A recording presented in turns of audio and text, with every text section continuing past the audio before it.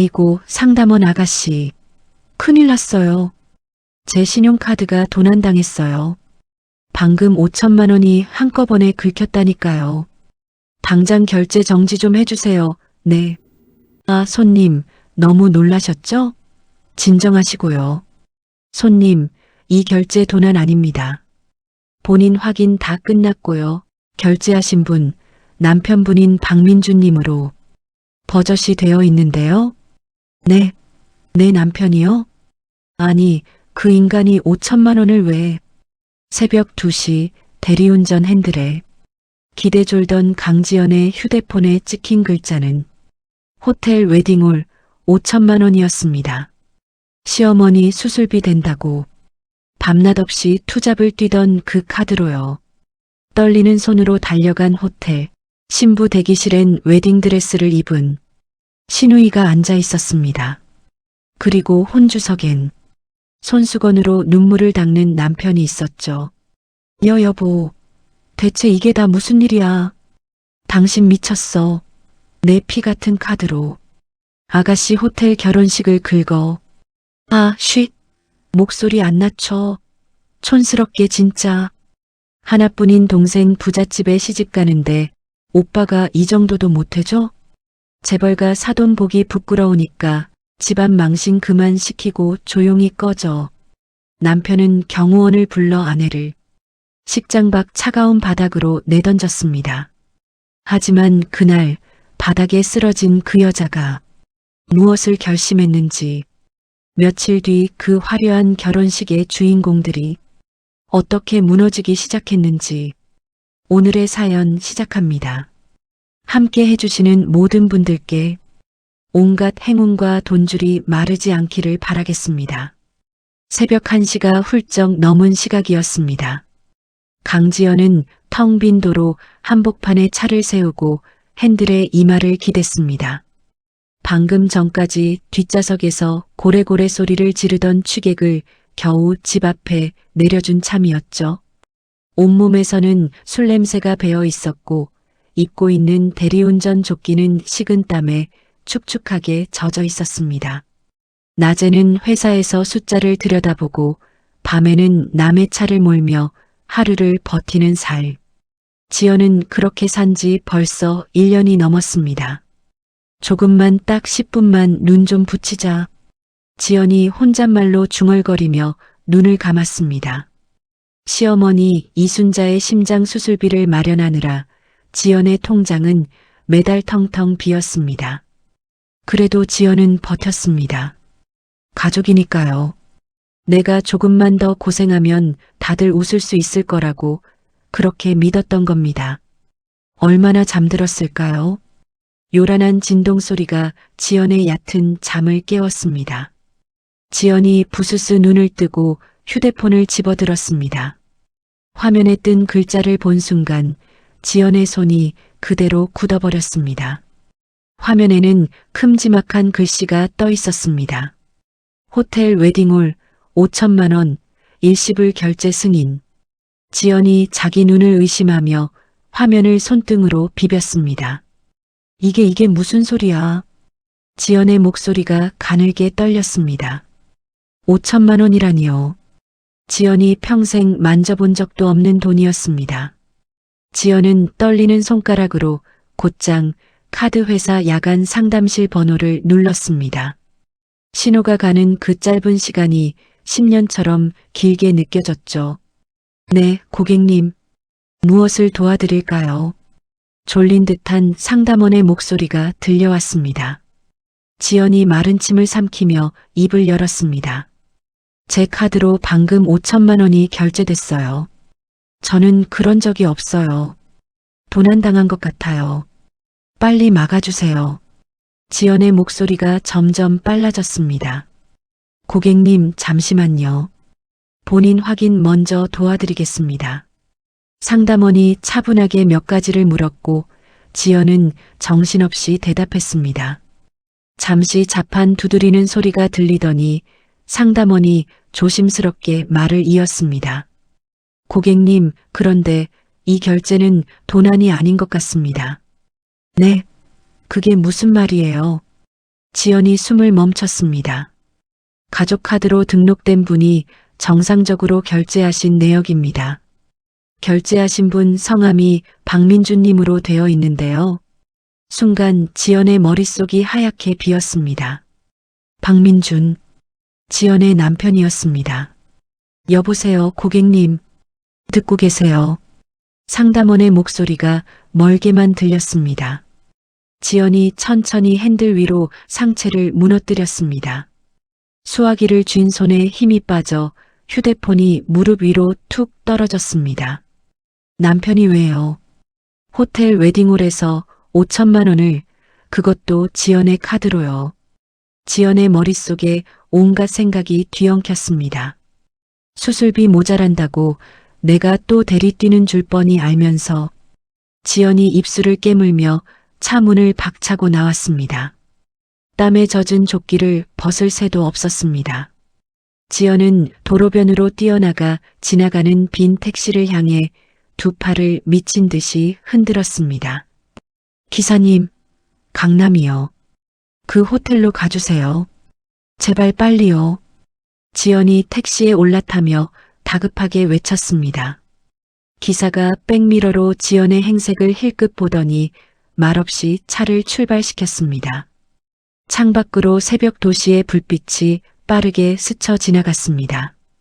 지연은 두 손을 꽉 맞잡고 무릎 위에 올린 채 떨고 있었습니다. 아닐 거야. 뭔가 착오일 거야. 지연이 자기 자신에게 말하듯 중얼거렸습니다. 하지만 가슴 한구석에서는 이미 불길한 예감이 스멀스멀 올라오고 있었죠. 택시는 곧 휘황찬란한 불빛으로 뒤덮인 특급 호텔 앞에 멈춰 섰습니다. 지연이 구겨진 지폐를 던지듯 건네고 차에서 내렸습니다. 호텔 로비는 새벽인데도 환하게 불을 밝히고 있었습니다. 번쩍이는 샹들리에 아래로 우아한 음악이 흐르고 있었죠. 땀에 전 조끼 차림의 지연이 그 화려한 공간으로 들어서자 직원들의 시선이 일제히 쏠렸습니다. 지연은 그런 눈길 따위 신경 쓸 겨를이 없었습니다. 지연의 눈은 오직 한 곳, 로비 한쪽에 세워진 안내판을 향했습니다. 금빛 글씨가 박힌 안내판 앞으로 지연이 비틀거리며 다가갔습니다. 맨 위에 적힌 글자를 읽어내려가던 지연의 눈동자가 흔들렸습니다. 신랑 김태호, 신부 박수진. 박수진. 지연이 그 이름을 입속으로 되뇌었습니다. 명품 가방과 구두라면 사족을 못 쓰던 바로 그 신우이의 이름이었습니다. 지연의 손끝이 안내판 유리 위에서 가늘게 떨렸습니다. 수진이가 결혼을 한다고? 지연이 멍하니 중얼거렸습니다. 지연은 아무것도 듣지 못했습니다. 청첩장은커녕 누구 하나 입도 뻥긋한 적이 없었으니까요. 지연의 다리가 후들거렸습니다. 그제야 머릿속에서 흩어져 있던 조각들이 하나로 맞춰지기 시작했습니다. 5천만 원, 호텔 웨딩홀, 남편 박민준, 그리고 신우이 박수진. 지연이 천천히 고개를 들어 2층으로 향하는 계단을 바라보았습니다. 도대체 저 위에서 무슨 일이 벌어지고 있는 걸까요? 지연이 안내판을 짚었던 손을 떼고 한 걸음 한 걸음 계단을 향해 발을 옮겼습니다. 심장이 미친 듯이 쿵쾅거렸습니다. 지연의 굳은 표정 위로 차가운 결심 하나가 스쳐 지나갔습니다. 지연이 2층 웨딩홀 복도에 들어섰습니다. 새벽인데도 그곳은 사람들로 북적였습니다. 값비싼 정장과 한복을 차려입은 하객들이 삼삼오오 모여 웃고 있었죠. 지연은 그 화려한 무리 사이로 몸을 숨기듯 걸음을 옮겼습니다. 그때 익숙한 목소리 하나가 지연의 발걸음을 멈춰 세웠습니다. 아이고, 형님 오셨어요. 여기까지 와주시고 이거 몸둘 바를 모르겠네요. 지연이 소리나는 쪽으로 천천히 고개를 돌렸습니다. 접수대 앞에 남편 박민준이 서 있었습니다. 말끔하게 빗어넘긴 머리에 처음 보는 비싼 양복을 빼입고 있었죠. 민주는 하객들이 내미는 봉투를 두 손으로 공손히 받아 가방에 차곡차곡 넣고 있었습니다. 입가에는 한바구음이 걸려 있었습니다. 동생 하나 시집 보내는데 오빠가 이 정도는 해야죠. 식장이며 혼수며 제가 다 했습니다. 제가. 민준이 가슴을 툭툭 치며 으스댔습니다. 그 말을 들은 친척 하나가 감탄하며 민준의 어깨를 두드렸습니다. 역시 민준이가 사업이 잘 되나 보네. 누이 동생한테 이렇게까지 해주고 대단하다 대단해. 별 말씀을요. 형님도 참. 민준이 겸손한 척 손사래를 쳤습니다. 그 모습을 지켜보는 지연의 두 손이 부들부들 떨렸습니다. 사업이라니요.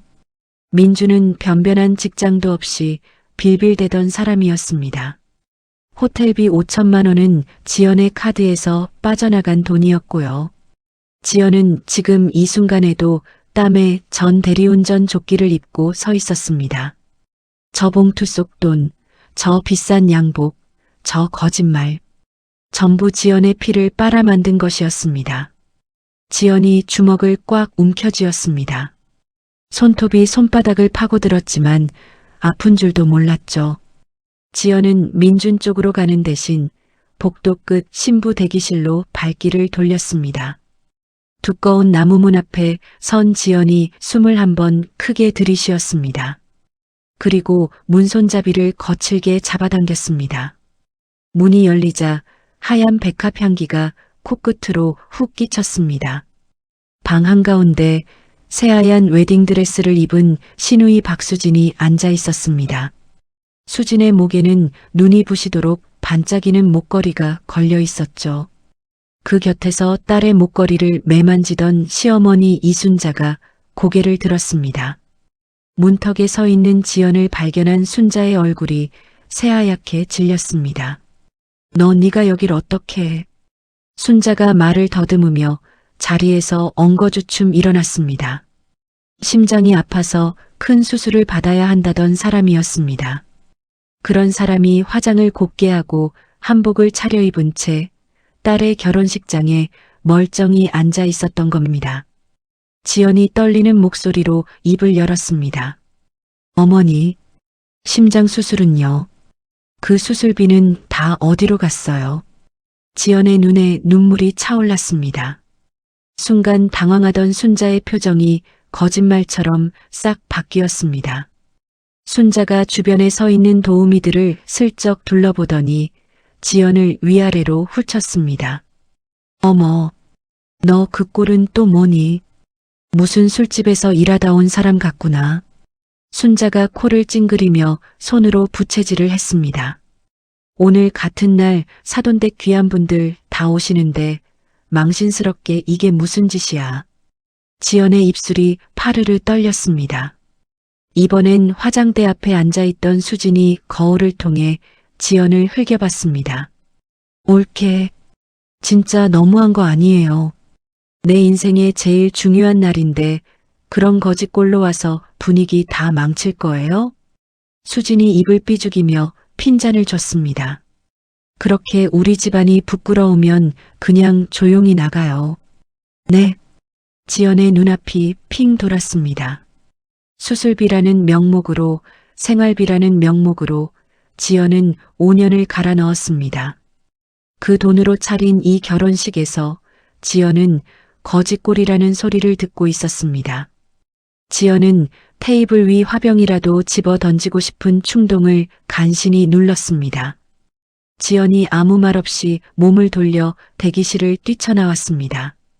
복도를 가로질러 지연이 향한 곳은 본식장이었습니다. 지연이 활짝 열린 식장 문 안으로 성큼 발을 들였습니다. 수많은 꽃으로 뒤덮인 식장 안 하객들이 자리를 가득 메우고 있었습니다. 그리고 맨 앞줄 가장 높은 혼주석. 그 자리에 남편 박민준이 앉아 있었습니다.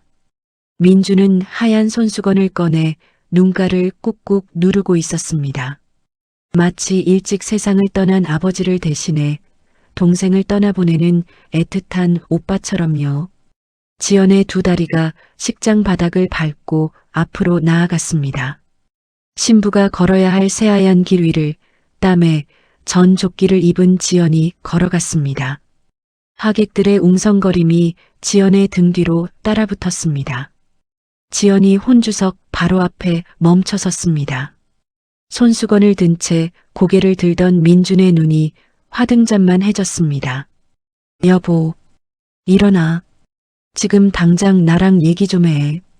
지연이 이를 악물고 민준의 옷깃을 향해 손을 뻗었습니다. 민준이 황급히 지연의 손목을 낚아챘습니다. 그러면서도 입꼬리는 억지로 끌어올려 미소를 짓고 있었죠.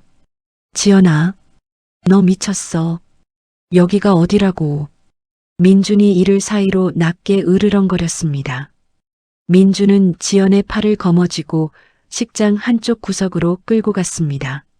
사람들의 시선이 닿지 않는 기둥 뒤편이었습니다. 민준이 지연의 귀에 얼굴을 바짝 들이밀었습니다. 집안 망신 그만 시키고 조용히 꺼져. 집에 가서 다 설명해 줄 테니까. 민준의 목소리는 낮았지만 칼날처럼 날카로웠습니다. 지연이 그 손을 뿌리치며 목소리를 높였습니다. 설명? 내 카드로 5천만 원 긁어놓고 무슨 설명을 해? 어머니 수술비는 또 뭐고? 지연의 목소리가 식장 안으로 울려 퍼졌습니다. 가까이 있던 하객 몇이 고개를 돌렸습니다. 민준의 얼굴이 일그러졌습니다. 민준이 식장 입구를 지키던 덩치 큰 경호원들을 향해 눈짓을 보냈습니다. 검은 양복을 입은 사내 둘이 성큼성큼 다가왔습니다. 이 사람 좀 내보내주세요. 식장에 함부로 들어온 사람입니다. 민준이 짐짓 점잖은 목소리로 말했습니다. 경호원들이 양옆에서 지연의 팔을 단단히 붙들었습니다. 이거나요. 나 이 사람 아내예요. 놓으라고요. 지연이 발버둥을 쳤습니다. 하지만 건장한 사내들의 힘을 당해낼 수는 없었습니다. 지연은 그대로 식장 밖으로 질질 끌려나갔습니다. 하객들의 차가운 시선과 수군거림이 지연의 등에 꽂혔습니다. 쿵! 지연의 몸이 복도 대리석 바닥으로 밀려났습니다. 그와 동시에 식장의 두꺼운 문이 지연의 코앞에서 닫혔습니다.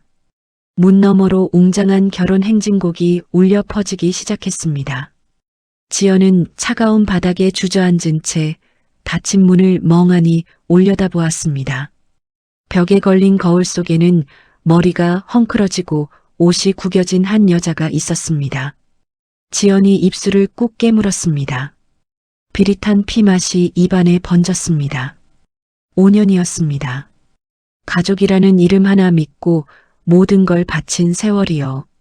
그런데 그 가족이라는 울타리는 처음부터 지연을 빨아먹기 위한 덫이었던 겁니다. 지연이 천천히 고개를 들었습니다.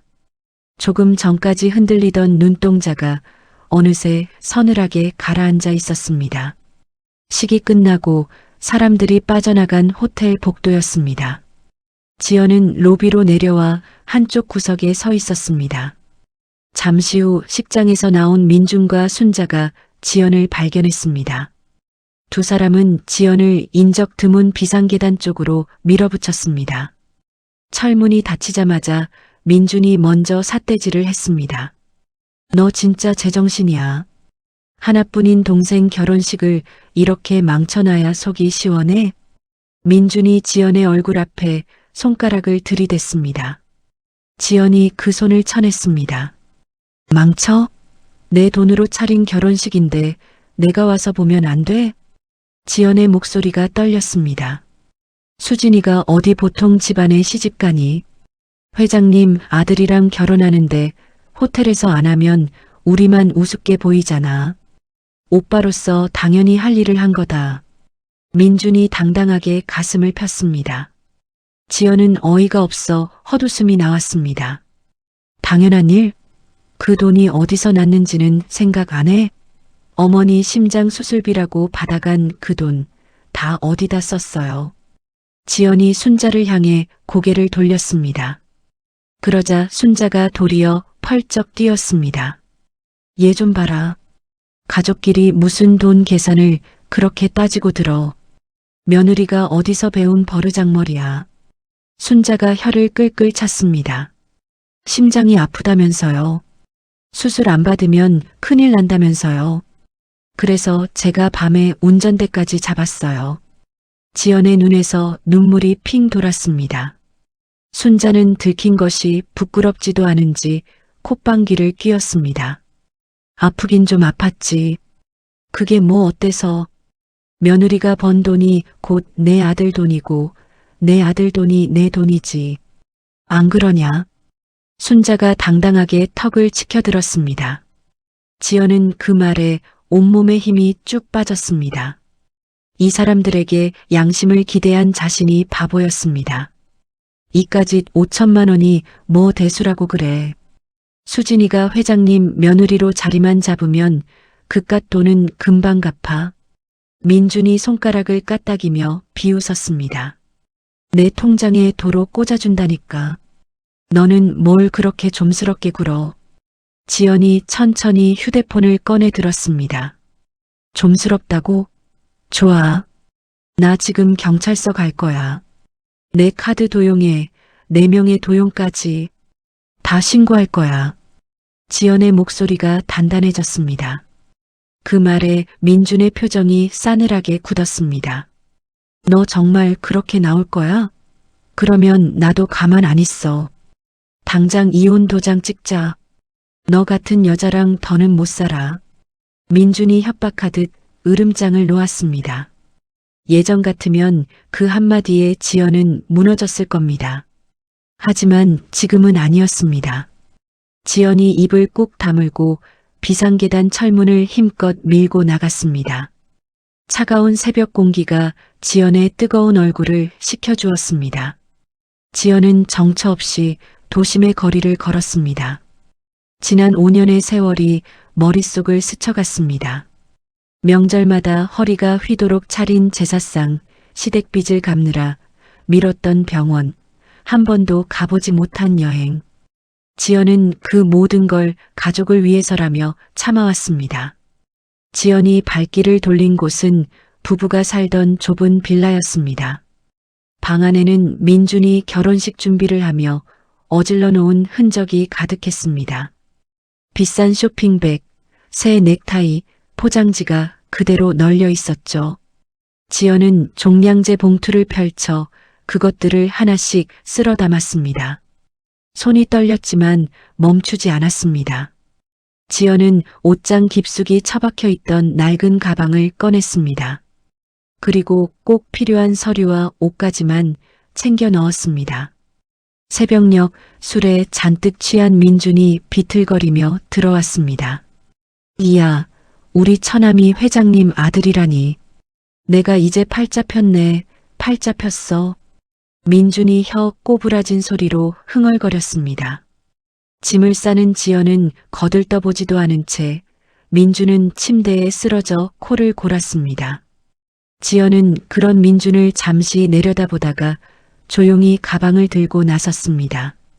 날이 밝자마자 지연은 회사에 하루 휴가를 냈습니다. 그리고 은행과 카드 회사를 차례로 찾아갔습니다. 창구 직원이 내민 서류를 본 지연은 그만 말문이 막혔습니다.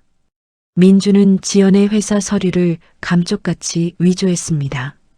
그렇게 카드 한도를 잔뜩 올려놓은 겁니다. 그것만이 아니었습니다. 고객님, 여기 외제차 보증금하고 가전제품 대금도 다 고객님 이름으로 길게 나눠 갚는 걸로 돼 있는데요. 직원이 조심스럽게 말했습니다. 지연의 손끝이 사시나무처럼 떨렸습니다. 수진의 차, 수진의 혼수까지 전부 지연의 이름을 걸고 있었던 겁니다. 지연은 서류 뭉치를 가방에 챙겨들고 곧장 민준의 회사로 향했습니다. 한가하게 커피를 마시던 민준이 지연을 보고 흠칫 놀랐습니다. 민준은 동료들의 눈치를 살피며 지연을 옥상으로 끌고 갔습니다. 지연이 서류를 민준의 얼굴에 들이밀었습니다. 이게 다 뭐야? 내 서류 위조하고 수진이 차에 가정까지 다 내 이름으로 했어? 지연이 소리쳤습니다. 부부 사이에 그게 무슨 대수야? 위조는 무슨 위조? 민준이 도리어 목소리를 높였습니다. 바로 그때 옥상 문이 열리고 민준의 상사가 담배를 물고 나타났습니다. 민준의 태도가 순식간에 돌변했습니다. 아유 여보, 회사까지 와주고 고마워서 어떡해. 민준이 지연을 와락 끌어안으며 다정한 남편 행세를 했습니다. 상사가 자리를 뜨자 민준은 언제 그랬냐는 듯 지연을 밀쳐냈습니다. 지연이 다시 서류를 챙기며 돌아섰습니다. 나 진짜 경찰서 갈 거야. 그러자 민준이 갑자기 지연의 바짓단을 붙잡고 바닥에 엎드렸습니다. 지연아, 제발. 수진이 혼인신고만 끝나면 다 정리할게. 그때까지만 기다려줘. 응? 민준이 비굴하게 매달렸습니다. 조금 전까지 큰 소리 치던 사람이 맞나 싶었습니다. 지연은 그 모습에 진저리가 났습니다. 지연은 매달리는 민준을 뿌리치고 옥상을 내려왔습니다. 지연은 그 길로 자신의 모든 계좌와 카드를 정지시켰습니다. 그리고 혼자 사는 친구의 옥탑방에 짐을 풀었습니다. 좁은 방바닥에 지연은 서류를 쭉 펼쳐놓았습니다. 매달 시댁에 보낸 송금 내역, 수술비를 달라던 순자의 문자 기록을 날짜별로 정리했습니다. 옥상에서 민준이 무릎 꿇었을 때 몰래 켜둔 녹음기 파일도 따로 챙겨 보관했습니다. 며칠 밤을 지연은 꼬박 세웠습니다. 법이라곤 하나도 모르던 사람이 두꺼운 책을 뒤지고 또 뒤졌습니다. 서류를 정리하는 지연의 눈빛은 예전과 완전히 달라져 있었습니다. 순하고 착하기만 하던 며느리는 더 이상 없었습니다. 지연은 입술을 꾹 다물고 펜을 고쳐 잡았습니다. 집을 나온 지 일주일째 되던 날이었습니다.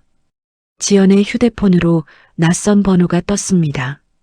별 생각 없이 전화를 받은 지연은 다급한 남자 목소리를 들었습니다. 강지연 씨 맞으시죠? 저는 김태호한테 큰 돈을 떼인 사람입니다. 꼭 만나서 보여드릴 게 있어요. 김태호라면 신우이 수진과 결혼한 그 사위였습니다. 지연은 영문도 모른 채 시 외곽의 한적한 카페로 나갔습니다. 남자는 테이블 위에 종이 뭉치를 잔뜩 쏟아놓았습니다. 차용증이며 고소장이며 종류도 가지가지였습니다. 재벌 3세요? 다 거짓말입니다. 김태호 그놈 사기꾼이에요. 정가도 있는 놈입니다. 남자가 이를 갈며 말했습니다. 가짜 통장 잔고 보여주면서 결혼을 미끼로 사람들 돈을 다 빼먹은 놈입니다. 지연은 떨리는 손으로 그 서류들을 넘겨봤습니다. 남자의 말은 사실이었습니다. 수진의 화려한 결혼은 처음부터 사기극이었던 겁니다. 지연은 잠시 묘한 안도감을 느꼈습니다. 그렇게 잘난 척하던 시댁이 제 발로 구렁텅이에 빠진 셈이니까요. 하지만 남자가 이어서 한 말이 지연의 가슴을 철렁 내려앉게 했습니다. 근데요, 김태호가 도망가기 전에 강지연 씨 남편을 꼬드겼답니다. 지연이 고개를 번쩍 들었습니다. 뭐라고요? 우리 남편을요? 통장에 잔고 좀 채워주면 이자로 5억을 주겠다고 했답니다. 그 말에 넘어가서 남자가 말끝을 흐렸습니다. 지연의 머릿속이 하얘졌습니다. 5억이라는 헛된 미끼에 눈이 먼 민준이 무슨 짓을 저질렀을지 불길한 예감이 들었습니다. 지연은 곧장 관공서로 달려갔습니다. 서류를 확인한 지연의 등골이 오싹해졌습니다. 민준은 지연의 도장과 신분증을 몰래 빼돌렸습니다. 그걸로 사채업자한테 보증을 서는 서류를 만든 겁니다.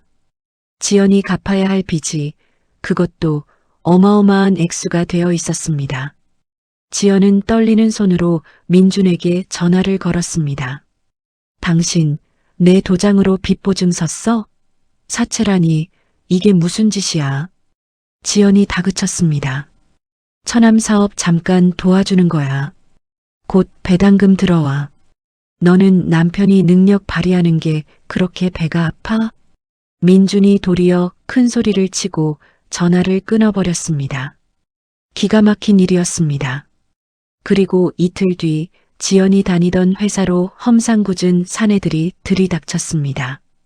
팔뚝에 문신을 드러낸 사채업자들이었습니다. 사내들은 책상을 엎고 서류를 사방으로 집어던졌습니다. 강지연이 누구야? 보증선 돈 당장 내놔. 사내가 사무실이 떠나가라 고함을 질렀습니다. 지연이 끌려 나오자 동료들은 겁에 질려 뒤로 숨기 바빴습니다. 지연은 로비 한복판에서 온갖 모욕을 당해야 했습니다. 그 일이 있고 며칠 뒤 회사는 지연에게 그만 나오라고 통보했습니다. 지연은 종이 상자 하나를 안고 거리로 내몰렸습니다. 직장도 명예도 하루아침에 잃은 겁니다. 설상가상으로 김태호는 이미 자취를 감춘 뒤였습니다. 사채로 끌어모은 돈과 수진의 예물까지 모조리 챙겨 외국으로 도망친 겁니다. 가짜 펜트하우스의 진짜 주인이 경찰과 함께 나타나자 수진과 순자는 그제야 모든 걸 알아챘습니다. 두 사람은 맨발로 길바닥에 주저앉아 통곡했습니다. 모든 재산을 잃고 빚더미에 앉은 시댁 식구들은 지연을 찾아 헤맸습니다. 그러다 결국 지연이 숨어 지내는 옥탑방까지 들이닥쳤습니다. 강지연, 문 열어. 너 때문에 우리가 이 꼴이 된 거야. 민준이 철문을 발로 차며 소리쳤습니다. 네가 김태호 사기꾼인 거 알면서 안 말렸지. 다 너 때문이야. 말도 안 되는 책임 전가였습니다. 지연은 좁은 창문 너머로 그 광경을 싸늘하게 내려다봤습니다. 저 사람들에게 동정심을 품는 것조차 사치였습니다. 밤이 깊어지자 사채업자들이 보낸 건달들이 골목을 어슬렁거렸습니다. 지연의 휴대폰으로는 끔찍한 협박 문자가 쉴 새 없이 쏟아졌습니다. 남편이 진 빚을 평생 지연이 갚아야 할지도 모를 일이었습니다. 그 공포가 지연의 숨통을 조여왔습니다. 며칠을 어두운 방에서 떨던 지연은 마음을 굳게 먹었습니다. 남은 비상금을 탈탈 털어서라도 제대로 된 도움을 받기로 한 겁니다. 다음 날 새벽 지연은 서류를 가방에 챙겨 들고 변호사 사무실이 모인 거리로 나갔습니다. 지연은 하루 종일 10군데가 넘는 사무실의 문을 두드렸습니다. 하지만 가는 곳마다 고개를 절레절레 흔들었습니다. 사채에 명예 도용까지 얽혀서 이건 손떼기가 좀 그렇네요. 한 변호사가 난색을 표했습니다.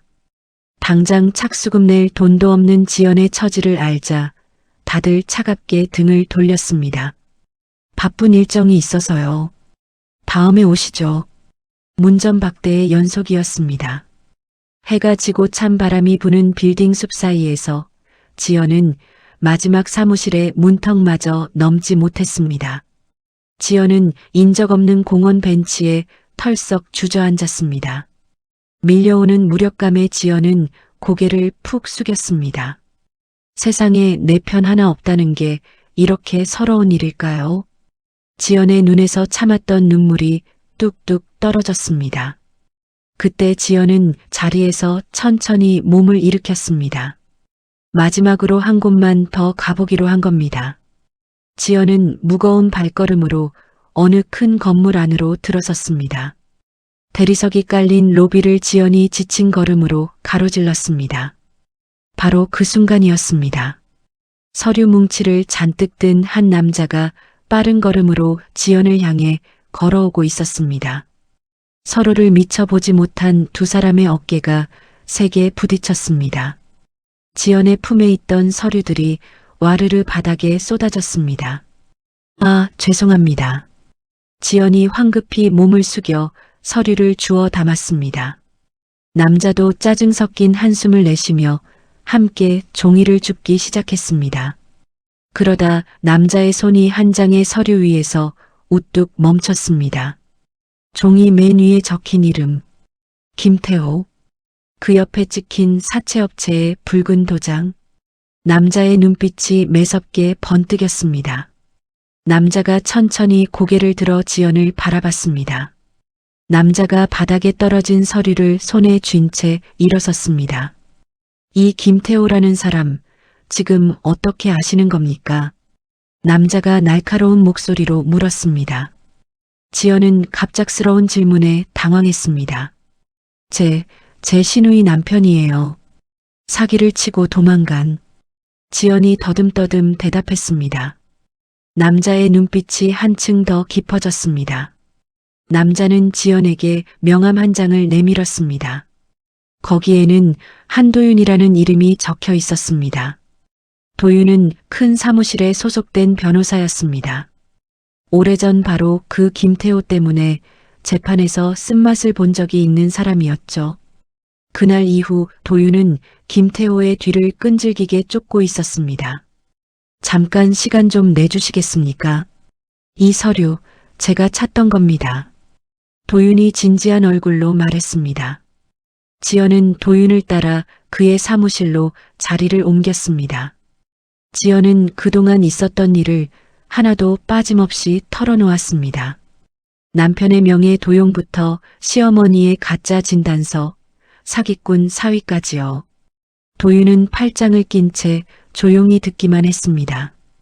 이야기가 끝나자 도윤이 천천히 입을 열었습니다.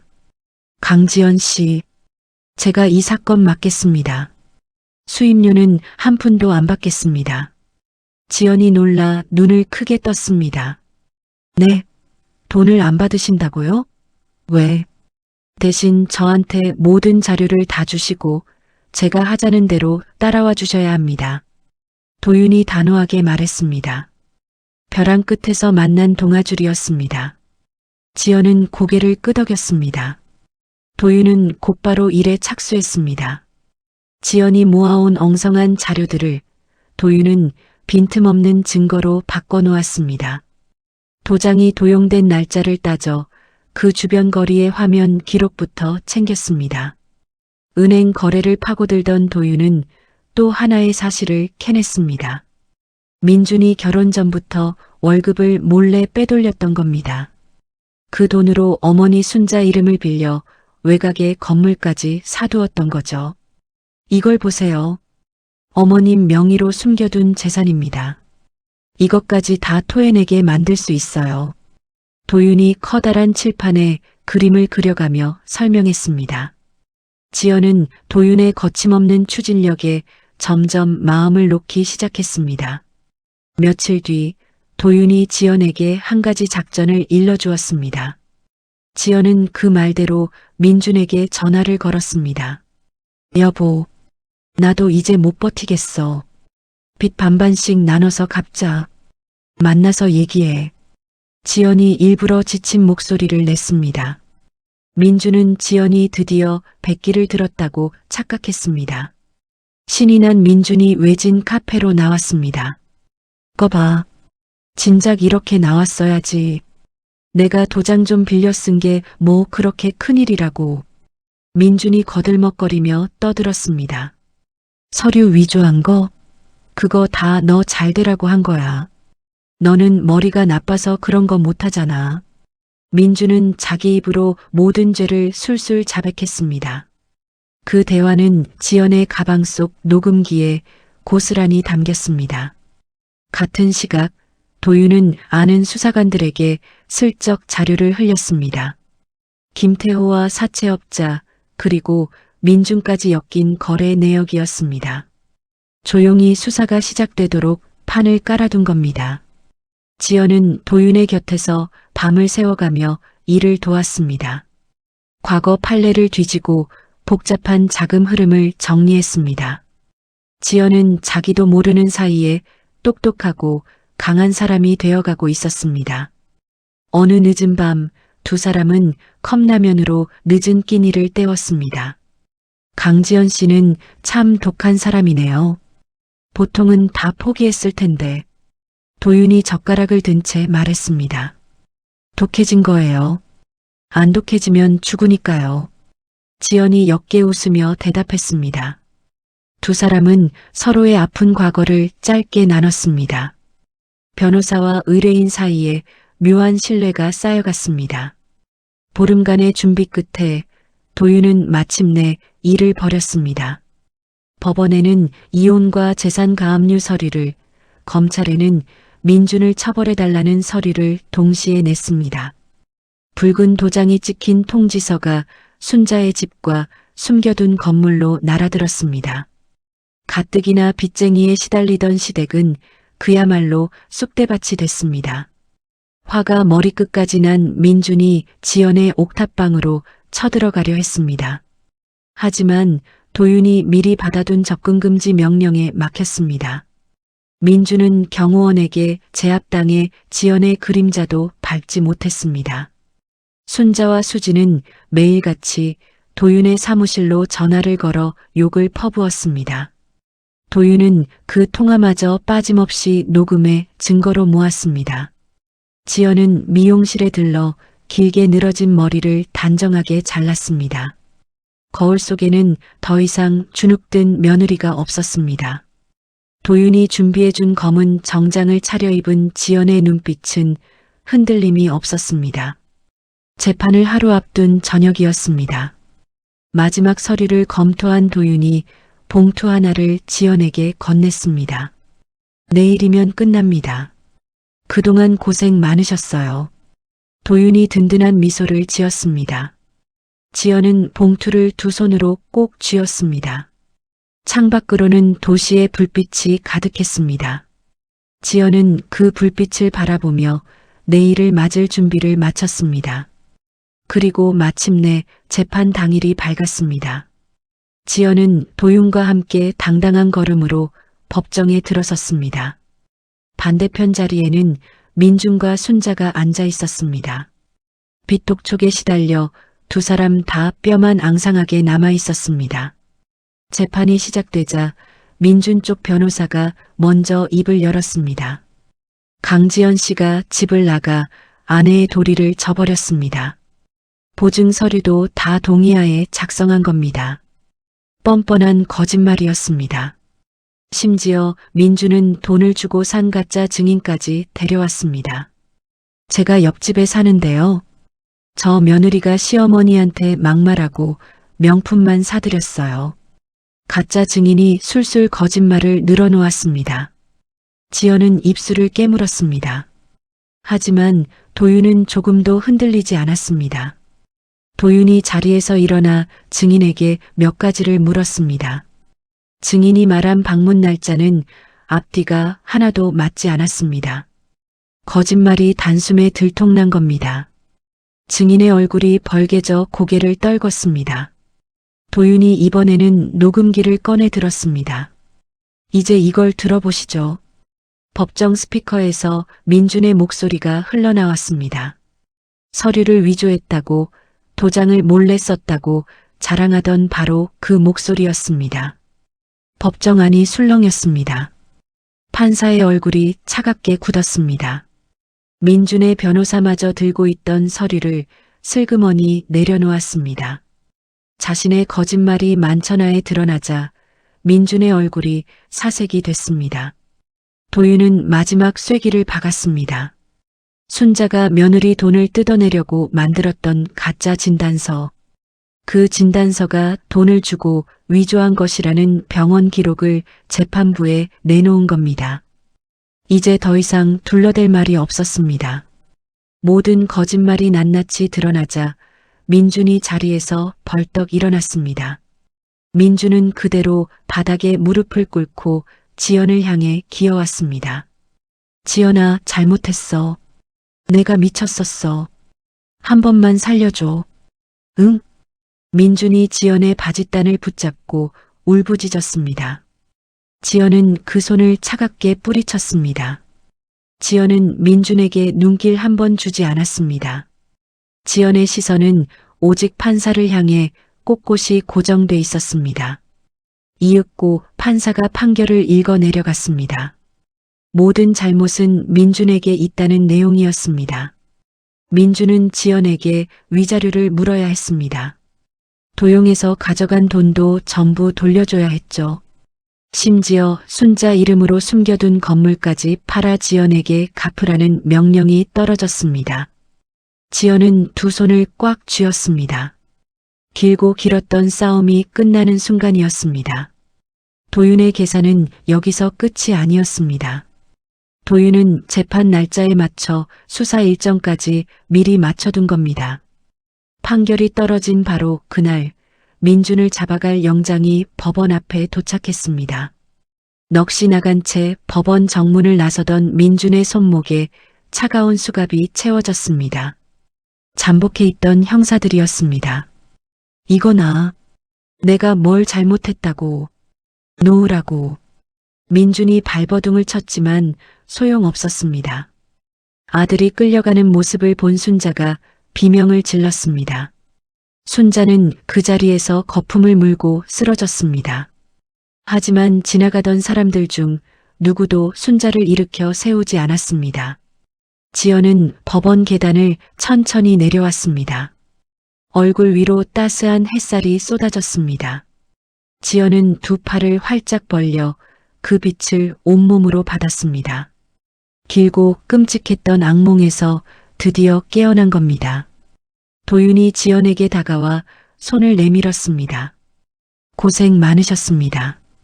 이제 다 끝났어요. 도윤이 진심을 담아 악수를 청했습니다. 지연이 그 손을 맞잡으며 환하게 웃었습니다. 정말 고맙습니다.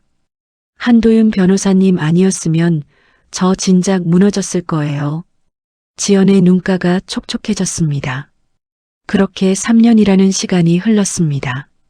지연은 시댁에서 돌려받은 돈을 한 푼도 허투루 쓰지 않았습니다.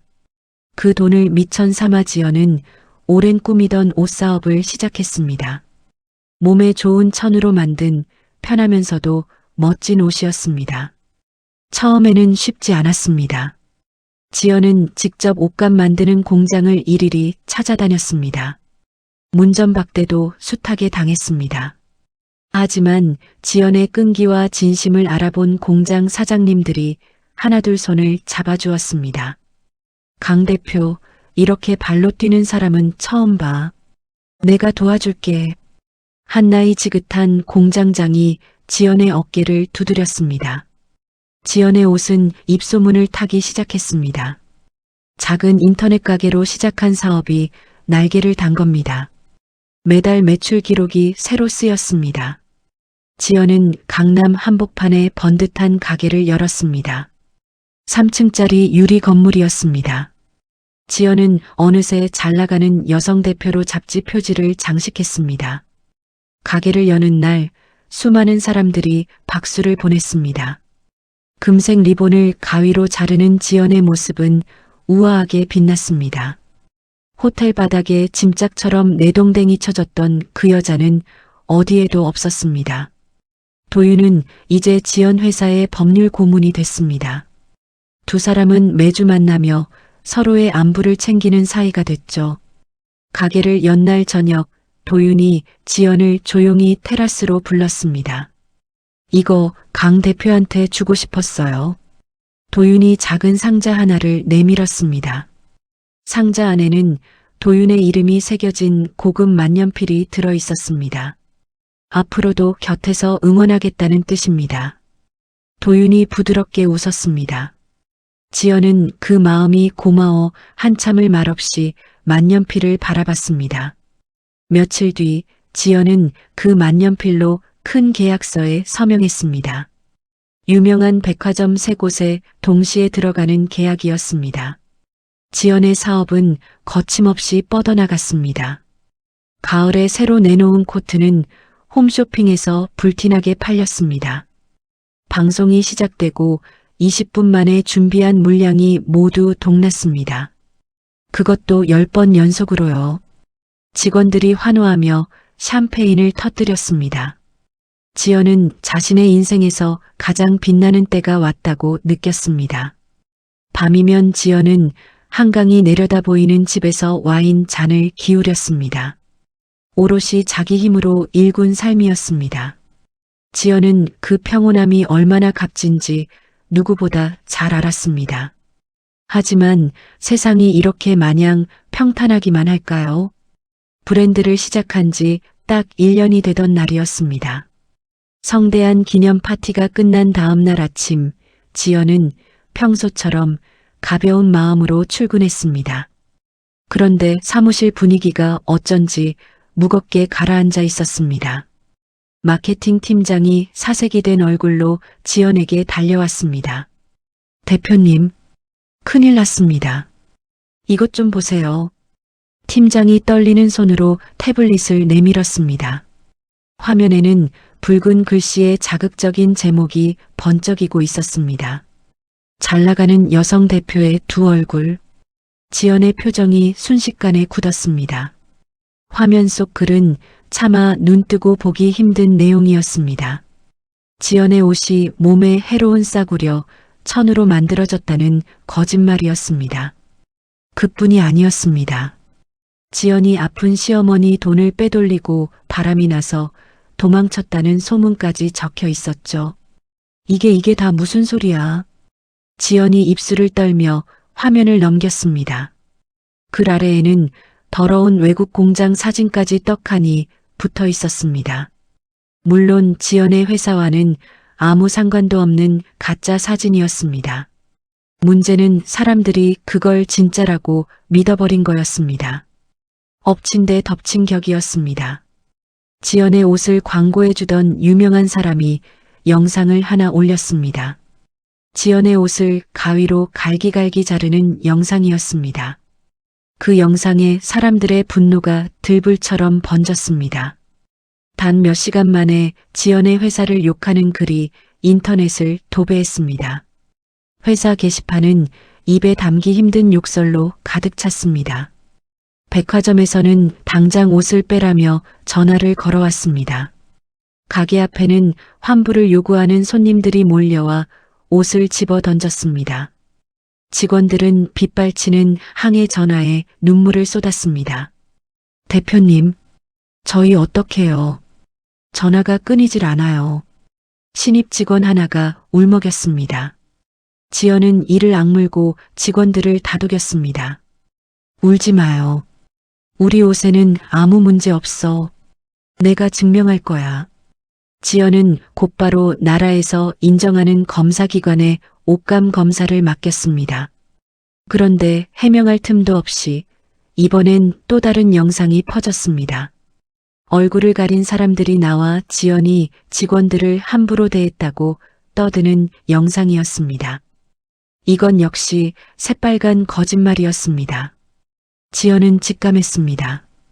이렇게 한꺼번에, 이렇게 치밀하게 누군가 큰 돈을 들여 자신을 무너뜨리려 한다는 걸요. 그날 밤 지연은 불 꺼진 사무실에 홀로 남았습니다. 악성 글을 몇 번이고 다시 읽던 지연의 눈이 한 곳에 멈췄습니다. 아픈 시어머니 돈을 떼어먹은 독한 며느리. 이 표현은 과거 지연과 시댁만이 아는 말이었습니다. 지연의 등골이 서늘해졌습니다. 지연은 곧장 믿을 만한 흥신소에 일을 맡겼습니다. 가석방으로 풀려난 민준과 수진의 행방을 알아봐 달라고 한 겁니다. 며칠 뒤 흥신소 직원이 보고서를 들고 찾아왔습니다. 수진 씨는 댓글 다는 일을 하고 있고요. 민준 씨는 PC방에서 대표님 욕하는 댓글을 계속 달았습니다. 직원이 사진을 내밀며 말했습니다. 지연은 씁쓸하게 입맛을 다셨습니다. 그런데 보고서에는 더 충격적인 내용이 있었습니다. 근데 이게 끝이 아닙니다. 누가 두 사람한테 큰 돈을 댔어요. 직원이 또 다른 서류를 펼쳤습니다. 지연의 회사가 잘 나가자 배가 아팠던 경쟁 회사 대표. 그 사람이 밑바닥까지 떨어진 민준 남매를 몰래 찾아간 거였습니다. 5억을 사과 상자에 담아서 줬답니다. 그 돈으로 가짜 뉴스 업체를 통째로 샀고요. 직원의 말에 지연은 주먹을 꽉 쥐었습니다. 사진 속에는 후미진 국밥집에서 돈 봉투를 주고받으며 웃는 민준과 수진의 모습이 담겨 있었습니다. 전부 한패였던 겁니다. 밖에서는 기자들이 진을 치고 플래시를 터뜨렸습니다. 은행에서는 빌려준 돈을 당장 갚으라는 통지서를 보내왔습니다. 회사는 직원들 월급조차 주기 힘든 위기에 몰렸습니다. 화려했던 1년 만에 회사가 무너질 판이었습니다. 지연은 두 손에 얼굴을 묻었습니다. 옛날 시댁에 당한 것보다 지금이 훨씬 더 가혹했습니다. 내 피땀으로 세운 회사, 직원들의 밥줄이 거짓말 하나에 무너지고 있었으니까요. 지연이 깊은 한숨을 내쉬는 그때였습니다. 닫혀있던 사무실 문이 거칠게 열렸습니다. 숨을 헐떡이며 도윤이 들어섰습니다. 손에는 묵직한 가방이 들려 있었습니다. 강 대표, 정신 차려요. 아직 안 끝났어요. 도윤이 지연의 어깨를 꽉 붙잡았습니다. 도윤은 곧바로 자기 회사의 솜씨 좋은 기술자들을 불러 모았습니다. 가짜 뉴스가 어디서 처음 나왔는지 그 꼬리를 잡기 위해서였죠. 기술자들은 밤을 꼬박 새웠습니다. 복잡하게 숨겨진 길을 하나하나 파고들었습니다.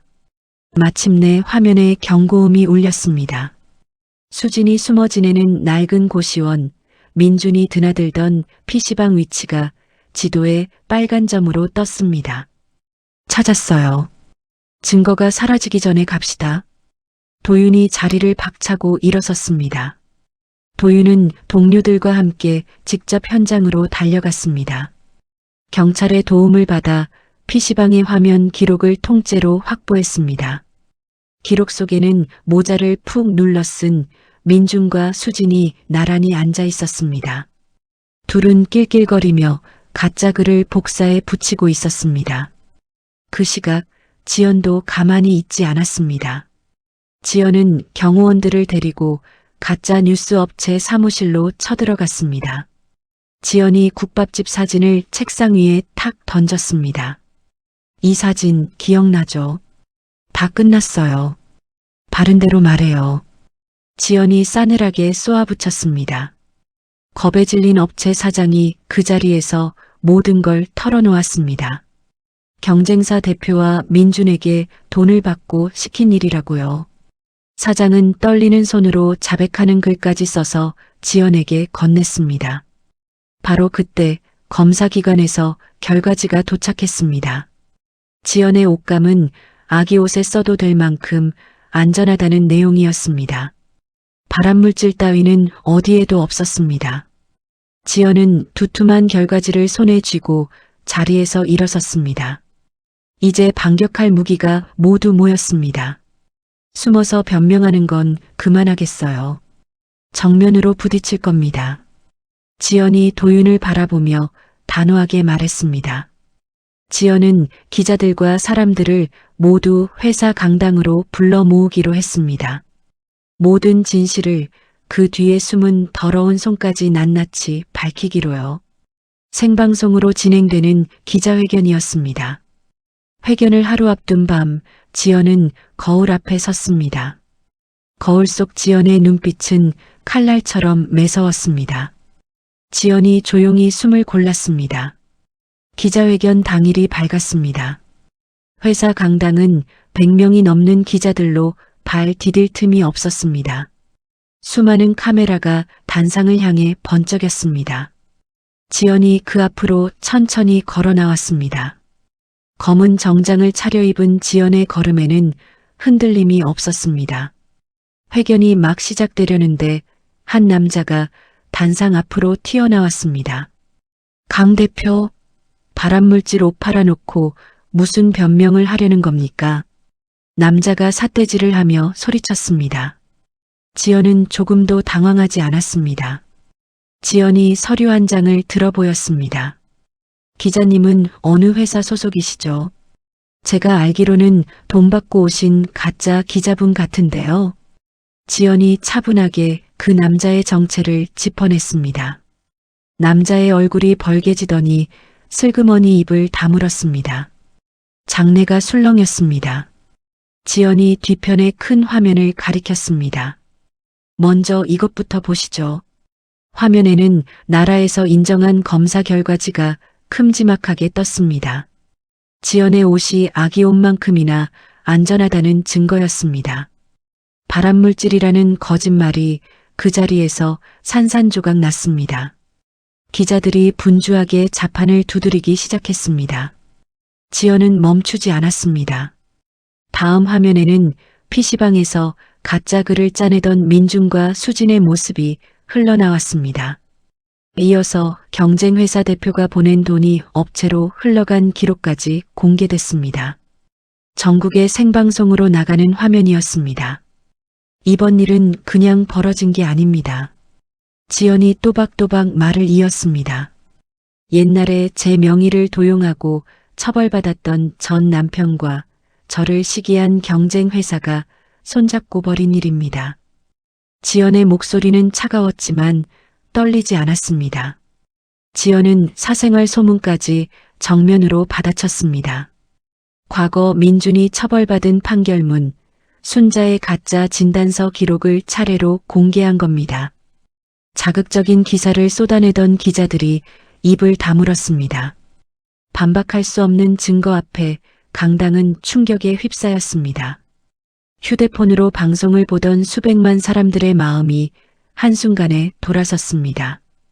지연을 욕하던 댓글창은 순식간에 바뀌었습니다. 이제 사람들은 가짜 뉴스를 만든 자들을 향해 분노했습니다.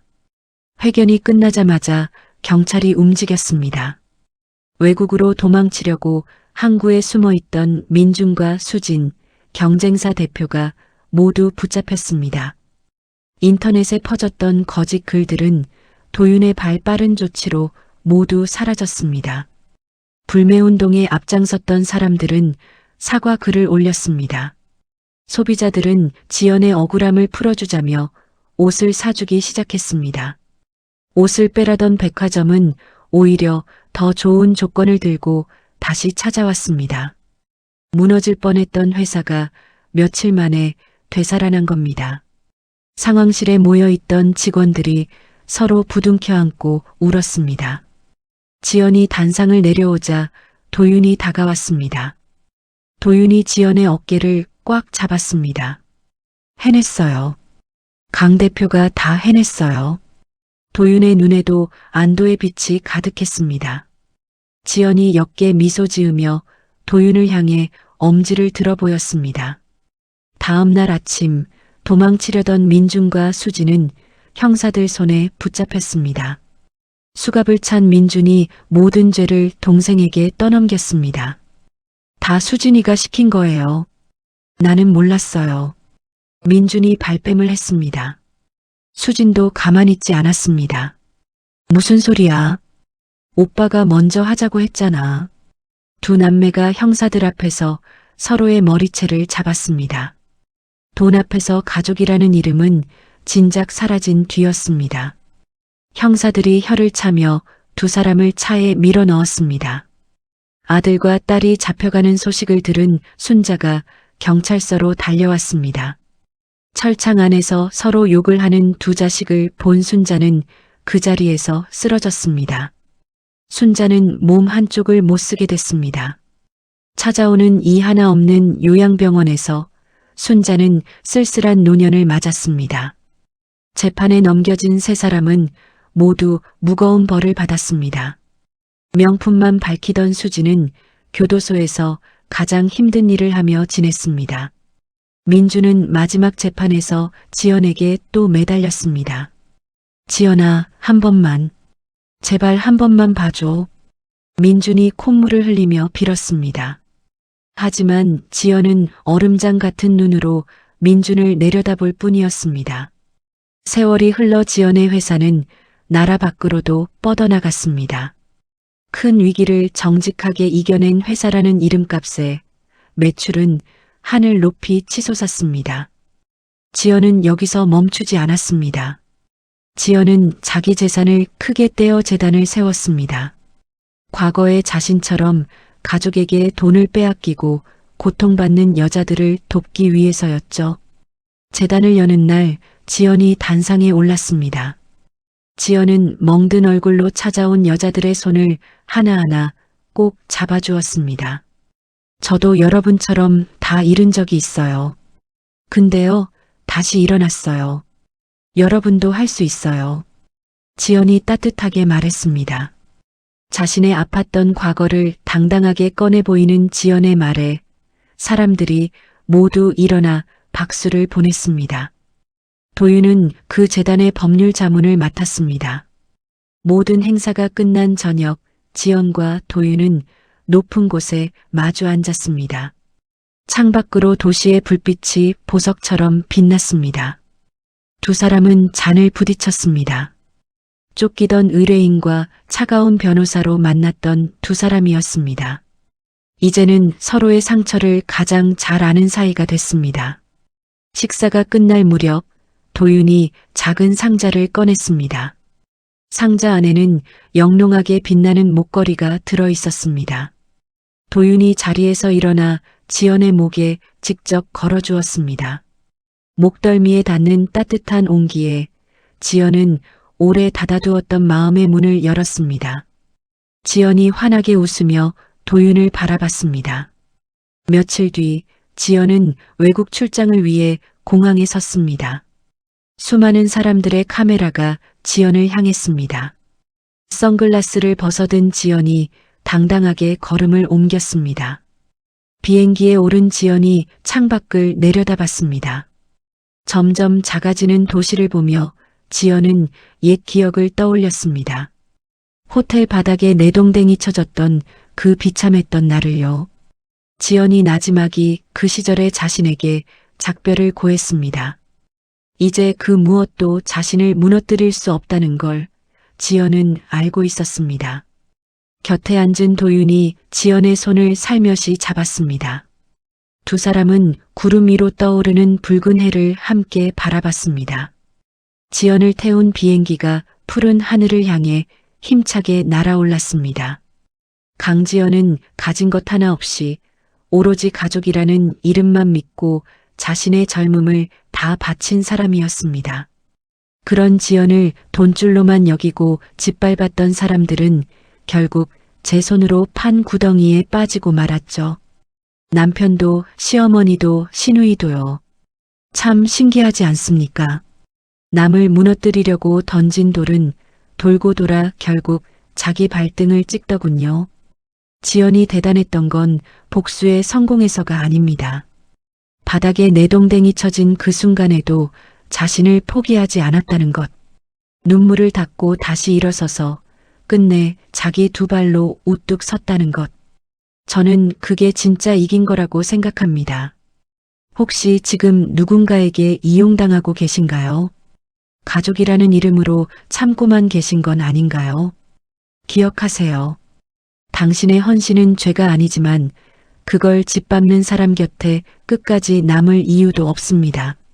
지연처럼 우리도 언젠가는 가장 높은 곳에서 환하게 웃는 날이 올 겁니다. 어디서들 듣고 계신가요? 오늘도 이야기를 끝까지 들어주신 분이 계시다면 잘 들었다고 댓글과 구독 남겨주세요. 감사합니다.